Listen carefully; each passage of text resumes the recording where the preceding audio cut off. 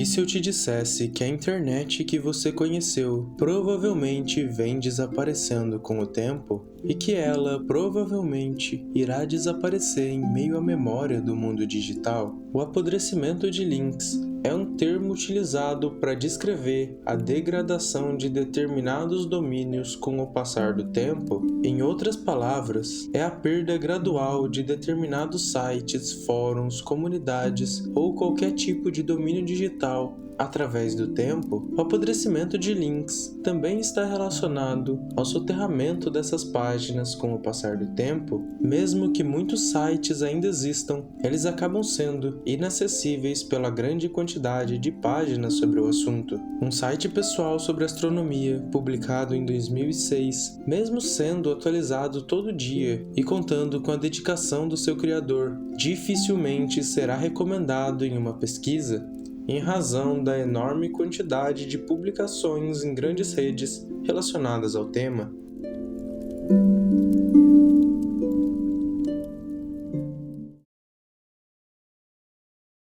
O começo do apodrecimento dos links remonta à estrutura de compartilhamento da informação na internet.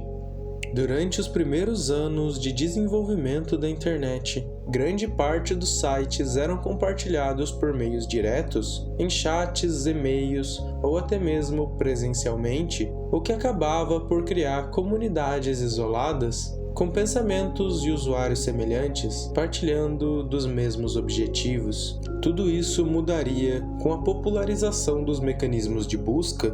Esses mecanismos permitiam que os usuários pesquisassem por temas específicos, sem a necessidade de serem convidados para essas comunidades.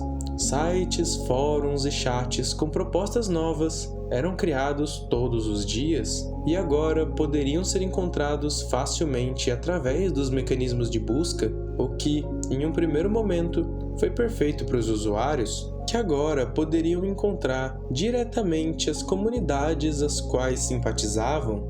Aquele conteúdo oculto agora poderia ser encontrado facilmente através de uma simples pesquisa. Por muitos, essa é considerada a era de ouro da internet, uma época onde os sites eram únicos e as comunidades apresentavam coisas novas a todo momento, mas tudo isso mudaria em 2005. Esse ano foi o começo da transição da internet para o que conhecemos, saindo dos sites e fóruns pessoais para perfis em grandes redes. Entre 2003 e 2007, foram lançadas inúmeras redes sociais, como Facebook, Twitter, YouTube, Orkut, MySpace e dentre inúmeras outras.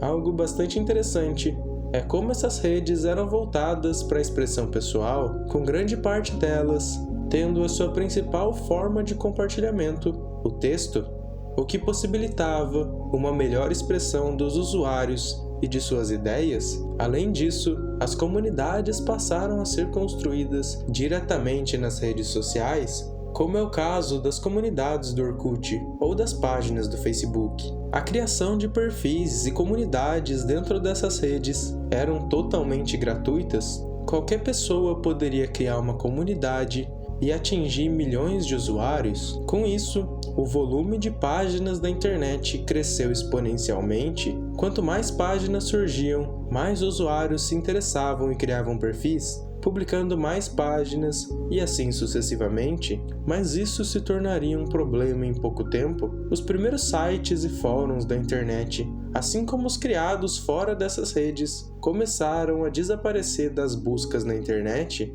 não por não existirem, mas por serem soterrados pelas páginas dessas redes.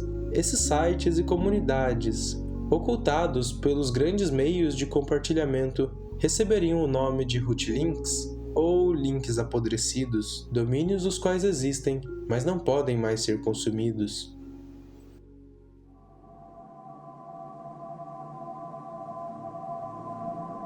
Durante os últimos anos, um movimento tem se tornado bastante popular dentro da internet, as estéticas, muitas delas relacionadas à nostalgia.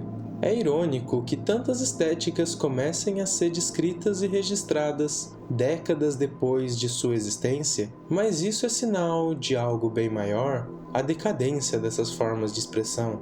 As estéticas são nada mais que a apresentação de uma percepção de mundo, geralmente associadas a algum grupo ou entendimento da realidade. Essas formas de expressão ou fundamentação de suas bases geralmente surgem pelo apagamento de sua existência.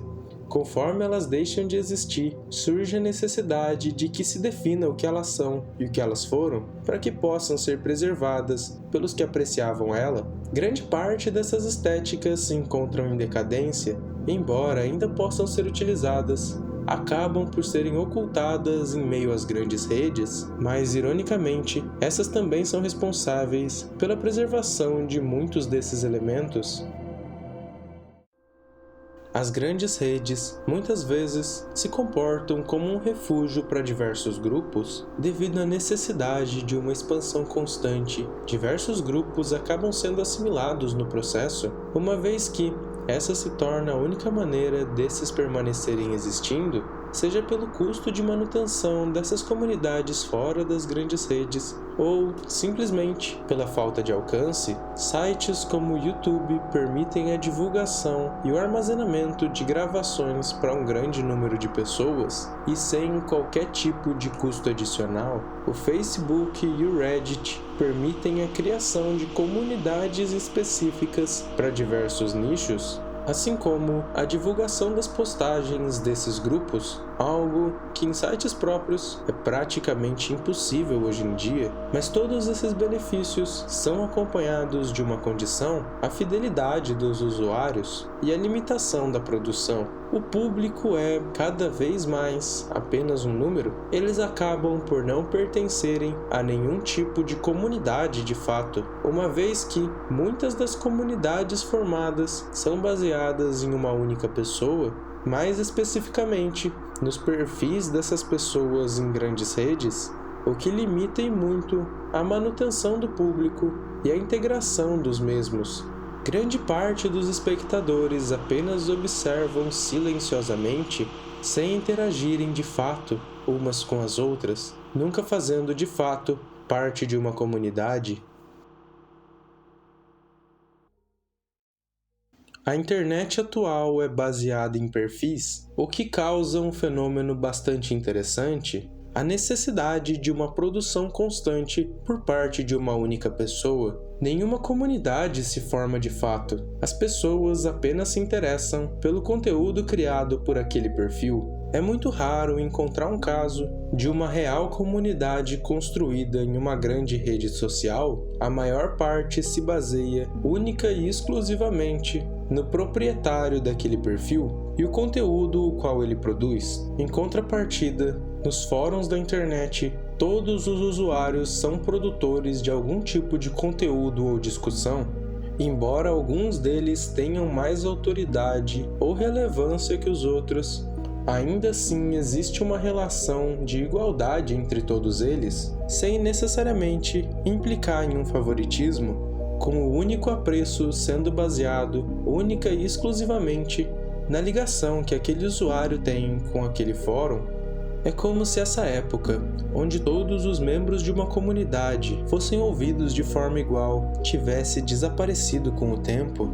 Como se a internet se tornasse cada vez mais dividida, com pessoas as quais são ouvidas e outras que são totalmente ignoradas pelo restante dos usuários. Entretanto, ainda existem diversas comunidades fechadas voltadas ao sentimento e à internet antiga, geralmente compartilhadas e formadas em setores restritos das grandes plataformas. Os meios de compartilhamento vão desde grupos formados dentro do Facebook até links para plataformas externas, como chats e fóruns, ou até mesmo correntes de e-mail. Essas comunidades geralmente possuem poucos membros, os quais são extremamente ativos e mantêm aquele ecossistema funcionando. Muitas dessas comunidades coexistem com as tendências, mas acabam por permanecer com o passar dos anos. Em alguns casos, essas comunidades simplesmente não possuem alcance, o que protege elas das grandes massas,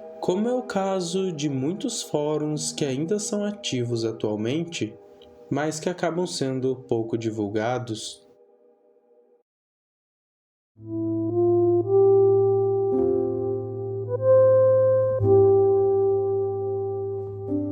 Sabe, é estranho ver como a internet parece voltar ao seu princípio.